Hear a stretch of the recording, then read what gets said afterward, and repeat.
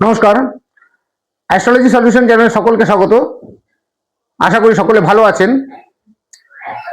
আমি অ্যাস্ট্রোলজার উত্তম। আজ আলোচনা করব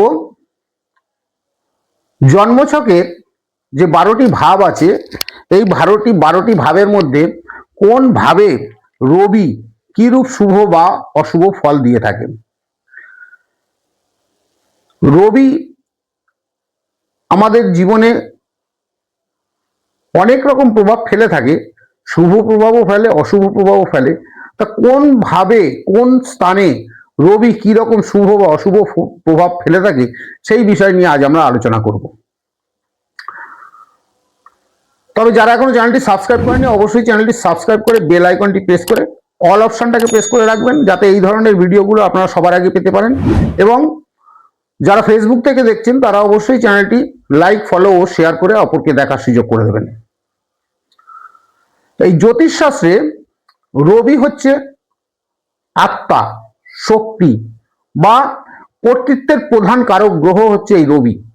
জন্মছকে রবি কোনো ব্যক্তির চরিত্র, তার আত্মবিশ্বাস, জীবনের দিশা নির্দেশ করে থাকে এই রবি। রবি মানুষের জীবনে আত্মশক্তি এবং বোধের উপর প্রভাব ফেলে থাকে। আত্মবিশ্বাস, নেতৃত্ব দেওয়ার তার ক্ষমতা নির্দেশ করে। যদি শক্তিশালী হয় এই রবি জন্মছকে, সেক্ষেত্রে ওই ব্যক্তি অত্যন্ত সাহসী এবং আত্মনির্ভরশীল। তারা হন কর্তৃত্ব পরায়ণ লোক। দেখুন, এই রবি হচ্ছে পিতার কারক গ্রহ। সুতরাং পিতার সহিত তার সম্পর্ক কিরূপ থাকবে সেটা রবির দ্বারা প্রভাবিত হয়। রবি তার পিতার স্বাস্থ্য, সামাজিক মর্যাদা, সরকারি চাকরি, রাজনীতি, প্রশাসন, তার নেতৃত্ব স্থানীয় কিরকম পদে তিনি থাকতে পারেন, এই বিষয়গুলো সব রবির ভূমিকা কিন্তু এইসব বিষয় গুরুত্বপূর্ণ। রবি দেহের হৃদয়, চোখ, হাড়, মাথা এবং রক্তচাপকে নিয়ন্ত্রণ করে। সুতরাং যদি দুর্বল হয় রবি জন্মছকে, সেক্ষেত্রে তার হৃদরোগের সম্ভাবনা থাকতে পারে, তার চোখের সমস্যা, তিনি কষ্ট পেয়ে থাকেন, তার মানসিক চাপ অনেক বেশি হয়। আর যদি শুভ হয় তাহলে তিনি সমাজে একটা সম্মানীয় ব্যক্তি বা সমাজে একটা সম্মানীয় পদ লাভ করে থাকেন। তার খ্যাতি, প্রভাব এবং প্রতিপত্তি অনেক বেশি থাকে। এখন রবি এই লগ্ন সাপেক্ষে কোন ভাবে কিরূপ ফল দেয় সেই নিয়ে আলোচনা করব। এখানে আপনারা একটা জন্ম ছক দেখতে পাচ্ছেন। এই কালপুরুষ রাশিচক্রের মেষ রাশিকে আমি আর লগ্ন ধরেছি। যদি মেষ রাশি লগ্ন হয়, এই লগ্নস্থানে যদি রবি অবস্থান করে, যদি লগ্নস্থানে রবি থাকে,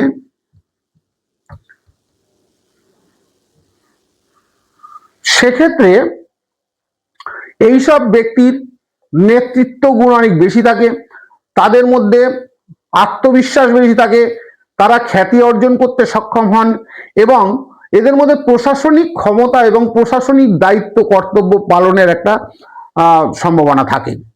কিন্তু এই রবি যদি এই লগ্নস্থানে অশুভ অবস্থান করে, সেক্ষেত্রে ওই ব্যক্তি হন অত্যন্ত অহংকারী এবং তিনি অত্যন্ত রাগী হন। যে কোনো কাজে হঠাৎ রেগে যান।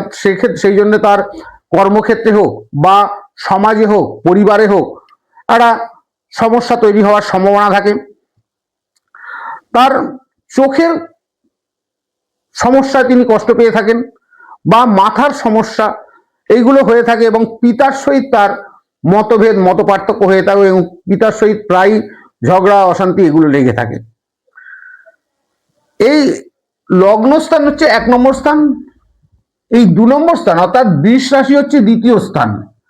এই বৃষ রাশিতে যদি রবি অবস্থান করে, অর্থাৎ মেষ লগ্নজাত ব্যক্তির ধন স্থানে যদি রবি অবস্থান করে, সেক্ষেত্রে জাতক জাতিকা অর্থপ্রাপ্তি হয়ে থাকে। তার অর্থপ্রাপ্তিতে প্রাপ্তির সম্ভাবনা থাকে।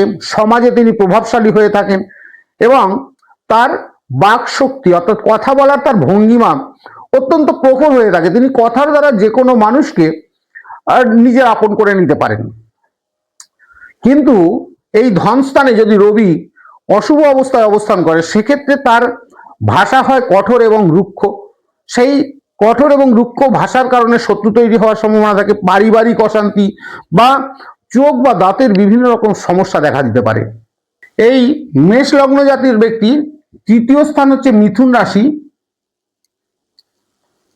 এই তৃতীয় স্থান অর্থাৎ ভাতৃস্থানে যদি এই রবি অবস্থান করে, যদি ভাতৃস্থানে রবি অবস্থান করে সেক্ষেত্রে তার সাহস অনেক বেশি থাকে, তিনি হন অত্যন্ত সাহসী এবং তার প্রশাসনিক ক্ষমতা অনেক বেশি থাকে এবং ভাই বোনদের দ্বারা ভাইদের দ্বারা তিনি উপকৃত হন বা ভাইদের উন্নতি সাধনে তিনি সাহায্য করেন এবং ভাইদের থেকেও তিনি অনেক সাহায্য পেয়ে থাকেন তার নিজের উন্নতির ক্ষেত্রে। কিন্তু এই ভাতৃস্থানে তৃতীয় স্থানে যদি রবি অশুভ অবস্থায় অবস্থান করে তবে কিন্তু ভাইদের সাথে বিভিন্ন রকম মতবিরোধ বা তার অতিরিক্ত জেদের কারণে বিভিন্ন রকম সমস্যা তৈরি হওয়ার সম্ভাবনা থাকে।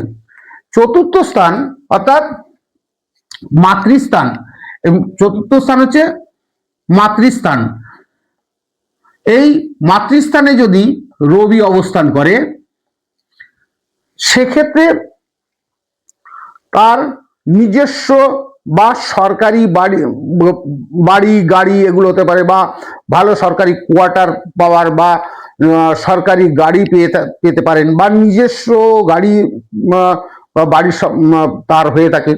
প্রশাসনিক ক্ষমতা তাদের মধ্যে অনেক বেশি থাকে এবং তিনি মাতৃসুখ লাভ করে থাকেন। কিন্তু এই চতুর্থ স্থানেই যদি অশুভ অবস্থায় রবি অবস্থান করে সেখানে মায়ের স্বাস্থ্যের হানির আশঙ্কা থাকে, মায়ের স্বাস্থ্যহানি হয়ে থাকে, তার মানসিক অশান্তি তৈরি হওয়ার সম্ভাবনা থাকে। পিতৃস্থান অর্থাৎ পঞ্চম স্থান, এই পঞ্চম স্থান হচ্ছে পুত্রস্থান। এই পুত্রস্থানে যদি রবি অবস্থান করে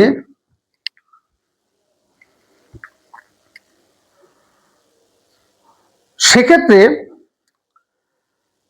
তিনি অত্যন্ত বুদ্ধিমান হন এবং সব জায়গায় তিনি বুদ্ধিমত্তার পরিচয় দিয়ে থাকেন এবং তিনি কর্মক্ষেত্রে বা সমাজে বা রাজনীতিতে উচ্চ পদ লাভ করতে পারেন।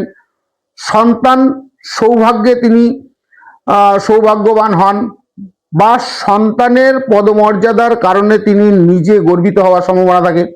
সব কাজে কার্যসিদ্ধি তিনি করে থাকেন, কার্যসিদ্ধি হওয়ার সম্ভাবনা থাকে।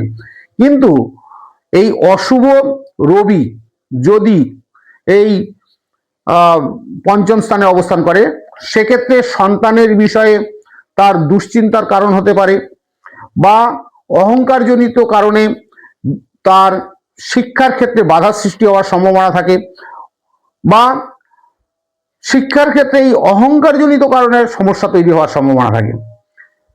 শত্রুস্থান অর্থাৎ এই ষষ্ঠ স্থান হচ্ছে শত্রুস্থান। এই ষষ্ঠ স্থানে যদি রবি অবস্থান করে সেক্ষেত্রে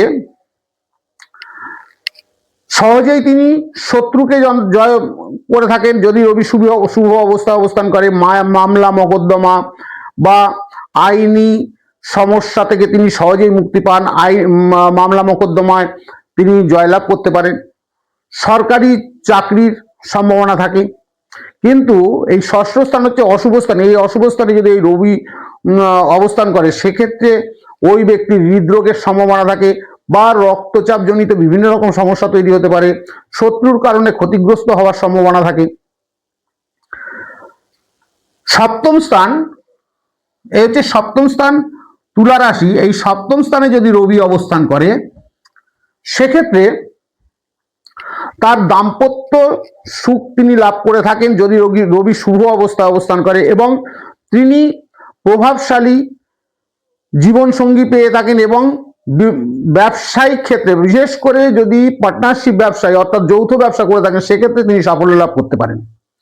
কিন্তু এই অশুভ রবি যদি সপ্তম স্থানে অবস্থান করে সেক্ষেত্রে কিন্তু তার দাম্পত্য সুখে বাধা সৃষ্টি হয়, তার বিবাহ দেরিতে হওয়ার সম্ভাবনা থাকে, অহংকারজনিত কারণে বিবাহ বিচ্ছেদের সম্ভাবনা থাকে, কারণ এই সপ্তম স্থান হচ্ছে পত্নী স্থান, এই স্থানে যদি রবি অবস্থান করে সেক্ষেত্রে কিন্তু এই পারিবারিক সমস্যাগুলো দেখা দিতে পারে। অষ্টম স্থান অর্থাৎ আয়ুস্থান, এই আয়ুস্থানে যদি রবি অবস্থান করে এবং শুভ অবস্থায় অবস্থান করে সেক্ষেত্রে তিনি গবেষণামূলক কাজে তিনি সফলতা লাভ করতে পারেন। গুপ্ত বিদ্যায় তিনি জ্ঞান লাভ করেন এবং গুপ্ত বিদ্যার জ্ঞান লাভে তিনি আগ্রহী হন। কিন্তু এই অষ্টম স্থানে যদি অশুভ রবি অবস্থান করে সেক্ষেত্রে তার হঠাৎ বিপদ আসার সম্ভাবনা থাকে, দুর্ঘটনা বা পিতার বিভিন্ন রকম কষ্ট, পিতৃকষ্টের দ্বারা তার মানসিক চাপ, তিনি নিজে মানসিক চাপের মধ্যে পড়তে পারেন। এই ধরনের সমস্যাগুলো দেখা যায় যদি এই অষ্টম স্থানে রবি অশুভ অবস্থায় অবস্থান করে। জন্মছকের নবম স্থানে অর্থাৎ এটা হচ্ছে নবম স্থান, ধনু রাশি, নবম স্থানকে বলা হয় ভাগ্যস্থান। এই ভাগ্যস্থানে যদি রবি অবস্থান করে এবং রবি যদি শুভ অবস্থায় অবস্থান করে সেক্ষেত্রে সব কাজে তার ভাগ্য সাথ দিয়ে থাকে, যে কোনো কাজে তিনি যাবেন তার ভাগ্য সাথ দিয়ে থাকবে, তিনি পিতৃসুখ লাভ করে থাকেন।